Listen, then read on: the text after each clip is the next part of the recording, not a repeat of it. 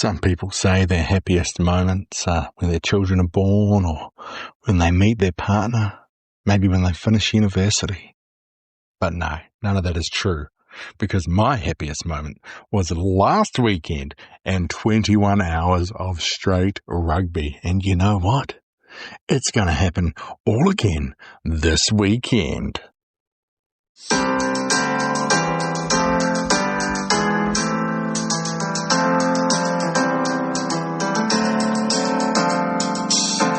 Hello and welcome to the Rugby Roundup with Big Mike here on the 8th of July 2026.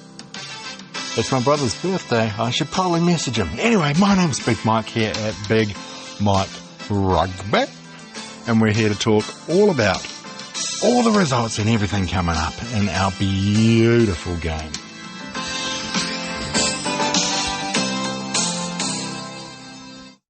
As well as talking about all the international men's games, we do have a couple of games in the international women's world, as well as Super W, Super Aupiki happening down here in Australasia, and we're going to catch up on everything so far in the Under-20 World Championships. But enough of all that. Let's get to the roundup. And we will start in the Nations Championship. So there were 6 games on the weekend. I watched 5, couldn't quite make it to all of them. It started in New Zealand. New coach for the All Blacks, taking on a French team who, all the people online, it's France B, it's France B. No, this thing was loaded with Bordeaux squad.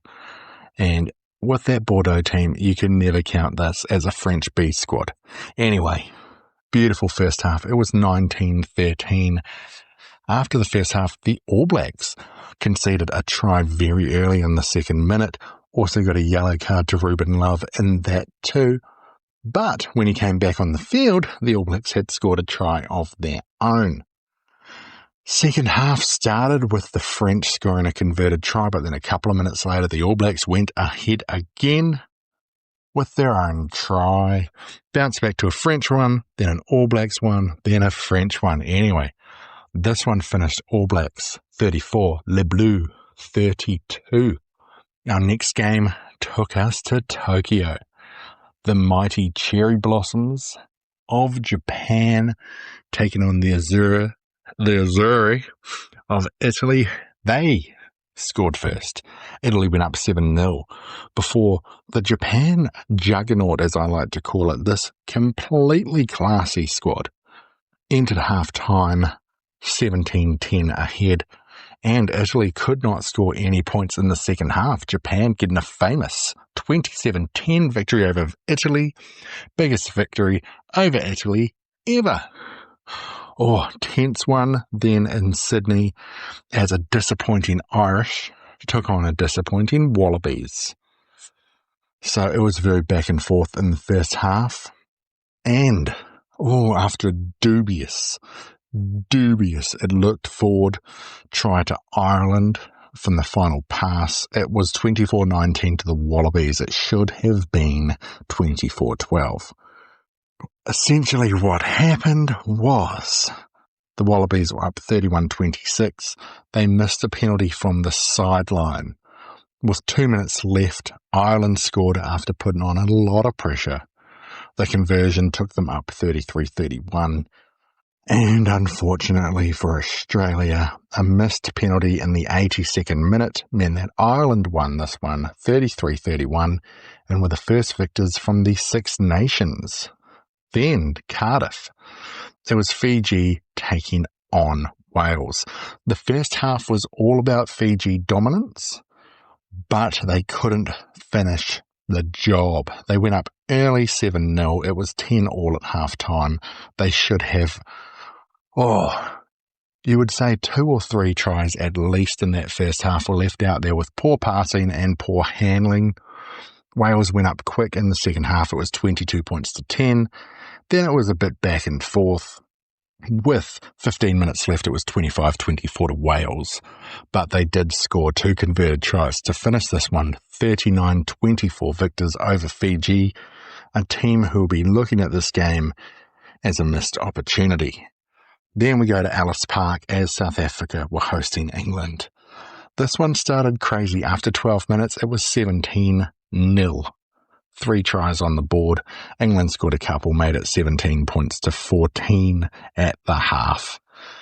2 tries after half-time, and then another 2 tries after an England try meant that South Africa, in their dominance, finished off this English squad who continued their poor form of the year. This one was 45-21. Then we go to Argentina when Scotland, they showed what they can do against a tough Argentinian squad that did not go away. 3 tries to the Scots in the first half made it 19-10 at half-time. Argentina got it back to 19-17.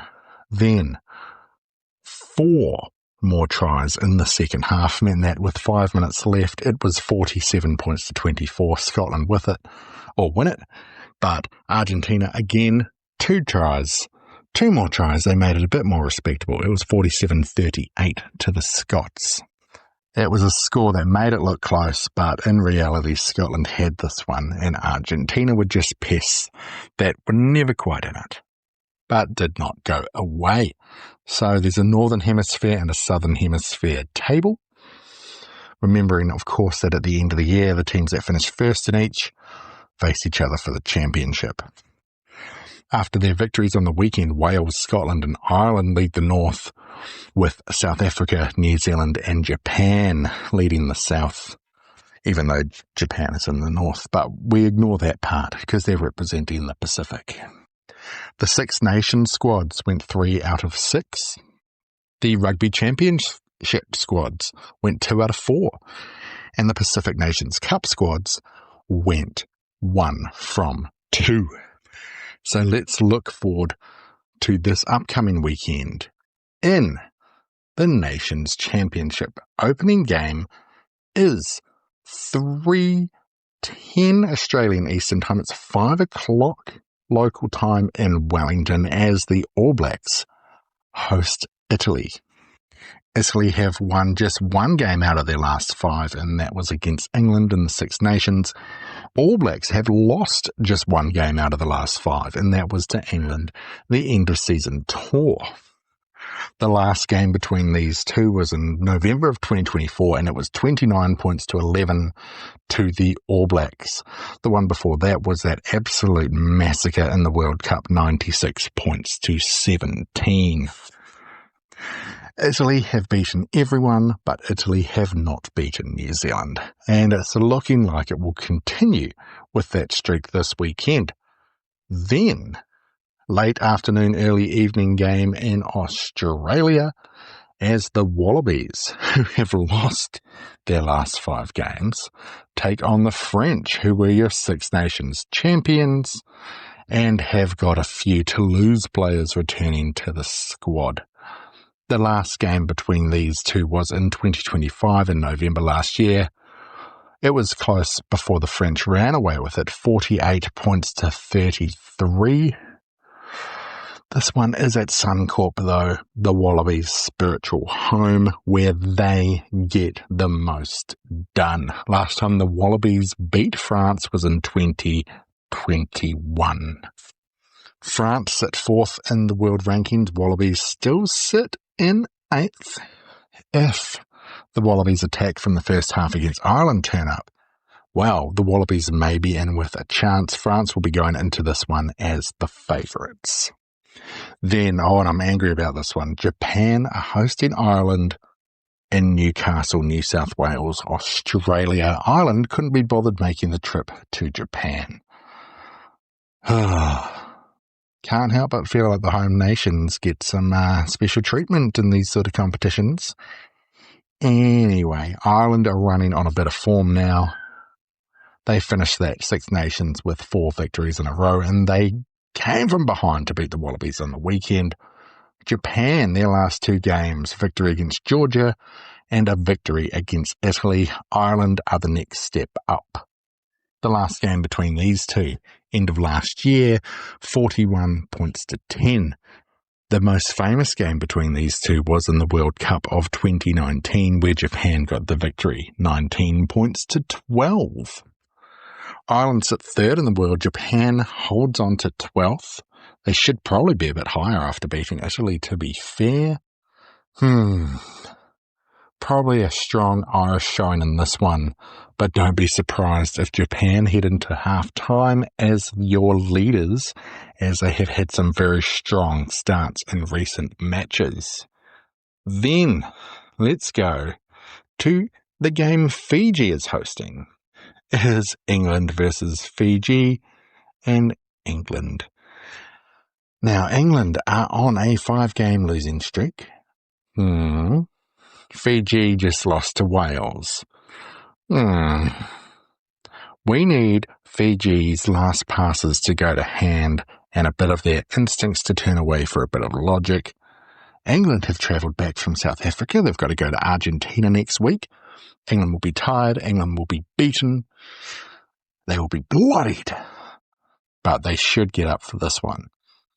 We don't know which version of Fiji are going to turn up. They are similar to your Argentinas and your Scotlands of the world.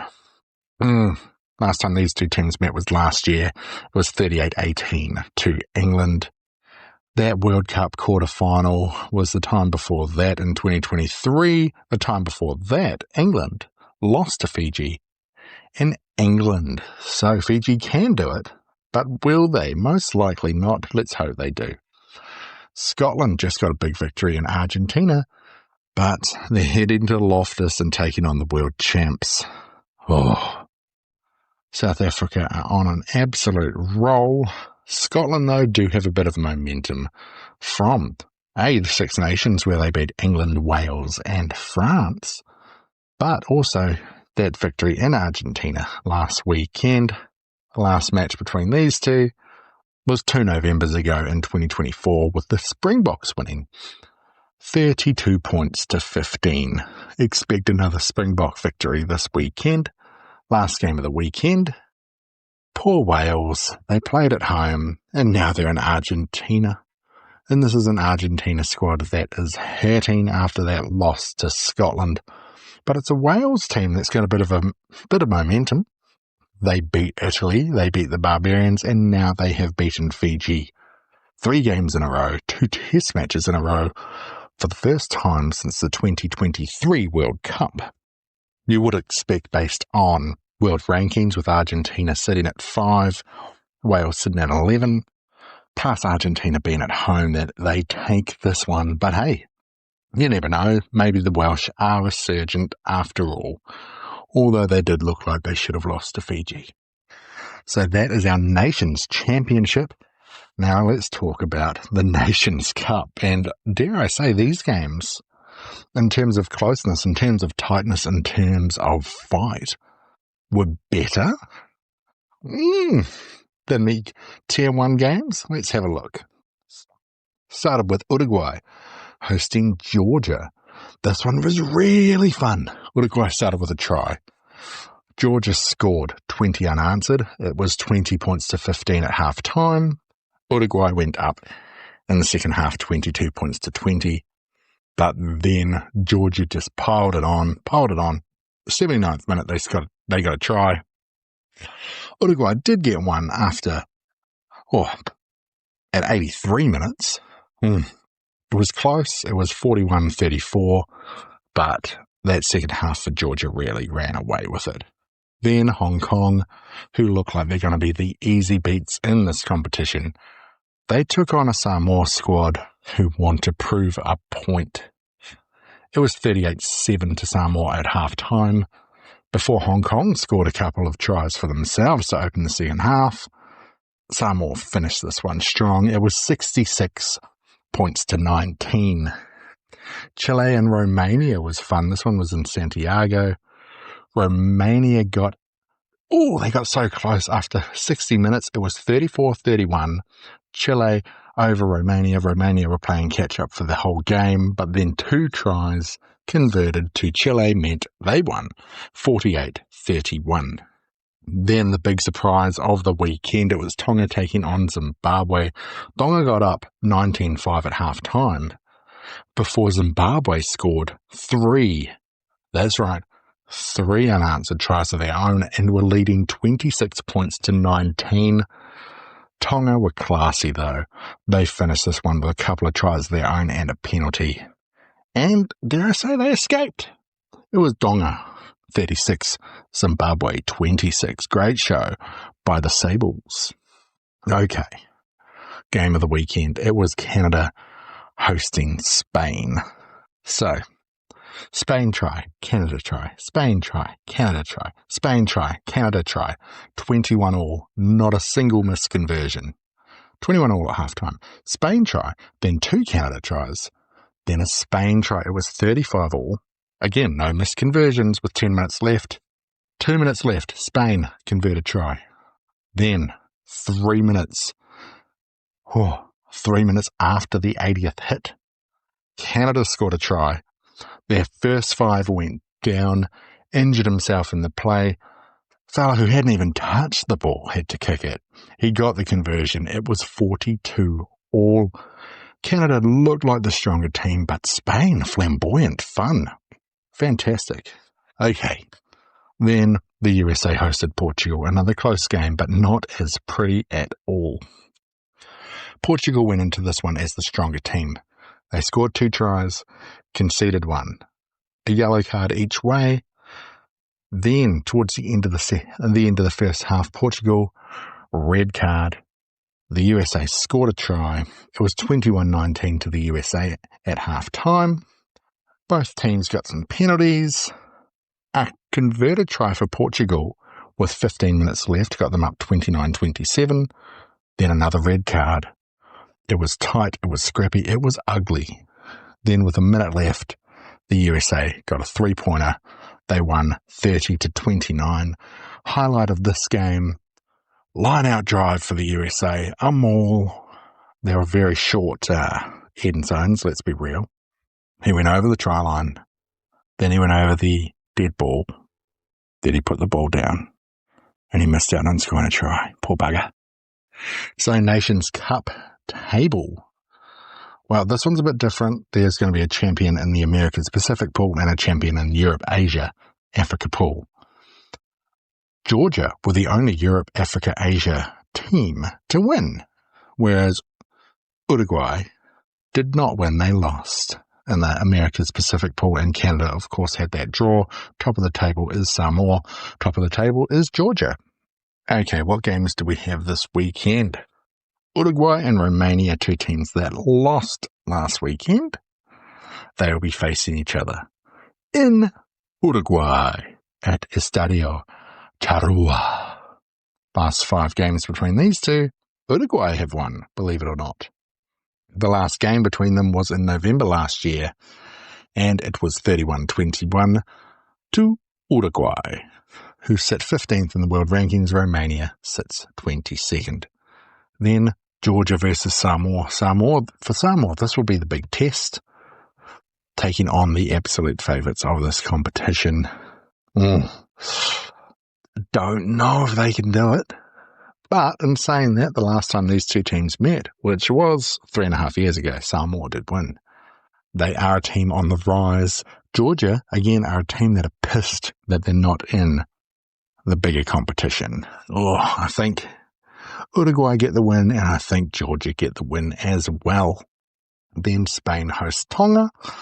Now, Tonga, they looked good last week. But they also let Zimbabwe, a team with no scrum and no line-out, nearly beat them. Whereas Spain were flamboyant, they were flashy, they nearly got the win over Canada. Last time these two teams met was 2 years ago, and Spain won that one, 29-20. Two places different in the world rankings, with Spain in 17, Tonga in 19.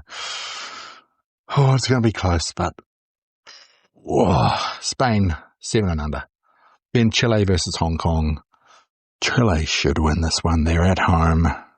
They should win this one by a lot. But a couple of years ago, they only won it 22 points to 17. Can Chile stay unbeaten?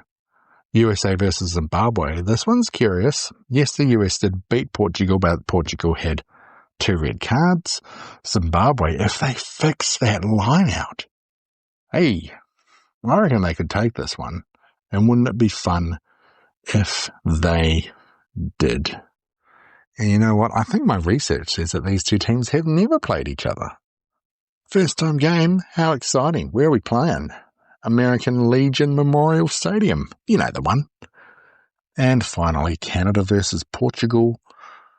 Oh, this one will be good. This one will be close. Canada look like they are trying to fix up all the issues they've been having. Portugal, again, discipline let them down.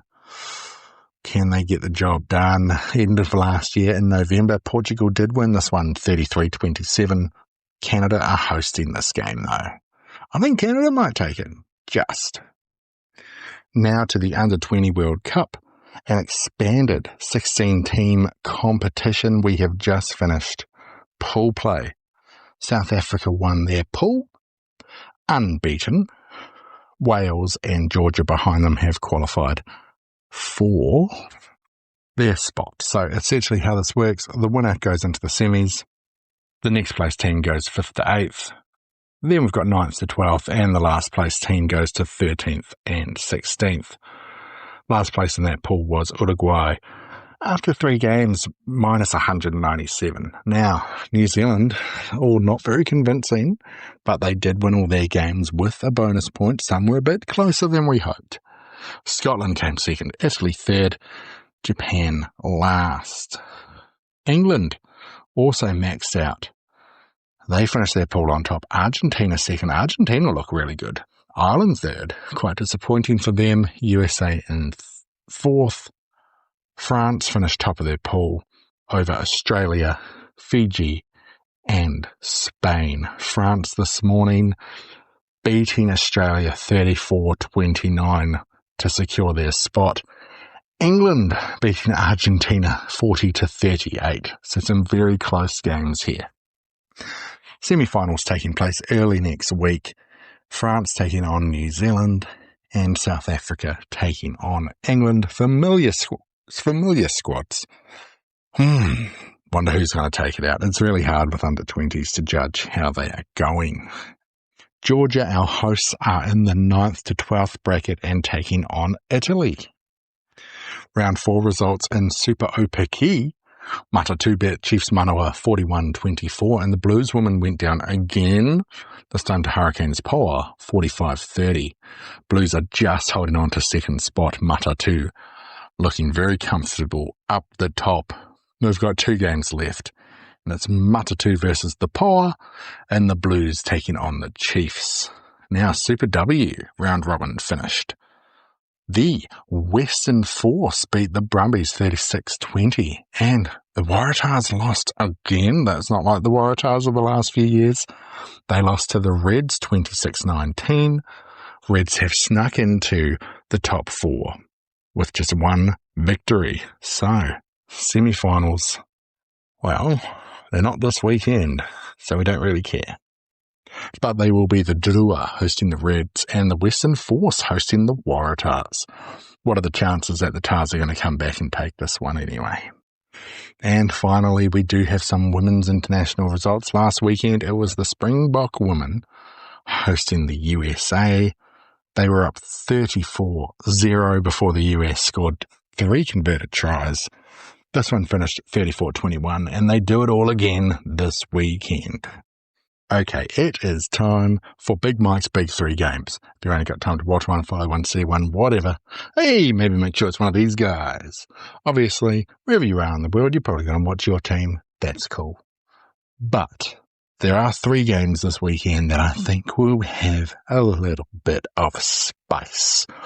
The first one is from the Nations Championship, and it is Australia and France. 2 teams that started out with a loss in games that they could have won and games that they only essentially lost by a conversion. Australia are hosting, France are fighting. This one will be fun from the Nations Cup. I think the closest game this weekend will be Canada taking on Portugal, a team that drew last week and a team that lost by a point, both trying to show a little bit of dominance and keep up with the leaders on their side of the draw. Because, of course, Portugal are competing with Georgia. And one more game from the Nations Championship.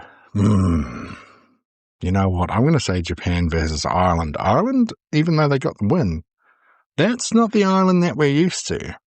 And Japan, while they beat Italy, a top-tier nation, by 17 points last weekend, and that Italian squad, of course, beat the Wallabies last year and had a couple of good victories in the Six Nations.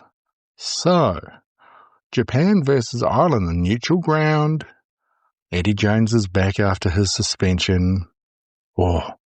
Japan have got some really good young players, plus the best lock in the world in Moderns. I think this one's going to be a little bit spicy. Anyway, that's enough for this week. Holy moly. Week 2 of the 3 weeks of joy before international rugby just fades away just a little bit. But we do sneak back in August with New Zealand's big tour of South Africa and Australia taking on Japan and Argentina. Anyway, hope you all have a beautiful week, and go on then. Go and watch some beautiful rugby. I miss DR Congo in the soccer.